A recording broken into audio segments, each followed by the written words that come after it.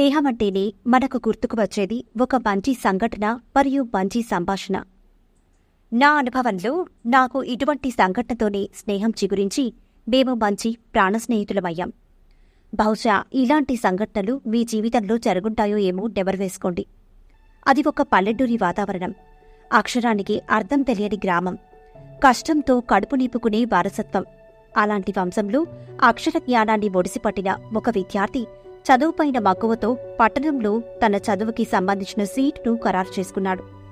ఇక ప్రయాణం 2 రోజుల్లో మొదలవుతుంది. నాకు ఆందోళన ఎక్కువవుతోంది. కనీసం దారి ఖర్చులకి సరిపడా డబ్బులు కూడా లేవు. అది పెద్ద కాలేజ్, కనీసం ఒక 5,000 రూపాయలు కావాలేమో అనేది నా ఆలోచన. రోజులు దగ్గర పడుతున్నాయి. కాలేజ్ మీద ఆశలు ఆవిరవుతున్నాయి. తెల్లవారితే కాలేజ్. రాత్రంతా అయిపోయింది. నా బాల్య స్నేహితుడు నా దగ్గరికి వచ్చాడు. కాలేజ్ జాయిన్ అవుతున్నావుగా అని అడిగాడు. నా దగ్గర సమాధానం లేదు. సమస్య ఏంటి అని అడిగాడు. నేను చెప్పాను. వాడు నన్ను తయారవ్వమన్నాడు. నేను నలిగిన షర్టు, చిరిగిన ప్యాంట్ వేసుకొనొచ్చాను. నా స్నేహితుడు నన్ను కిందకి పైకి చూశాడు. వాళ్ల బీరువాల నుండి తను కాలేజ్కి వేసుకుందామనుకున్న కొత్త బట్టల్ని నాకిచ్చాడు.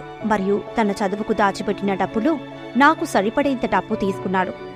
వాళ్ల తల్లిదండ్రులకు కూడా చెప్పలేదు. మా ప్రయాణం మొదలుపెట్టాం. దారి పొడుగునా ఖర్చులు పెట్టాడు. కాలేజ్లో జాయిన్ చేశాడు.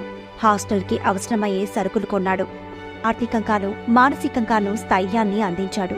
నాకు అండగా నిలబడి నాకు అక్షరదానం చేసి నాకు లక్ష్య సాధనకు మార్గదర్శయ్యాడు. తను చేసిన సహాయం మర్చిపోలేనిది.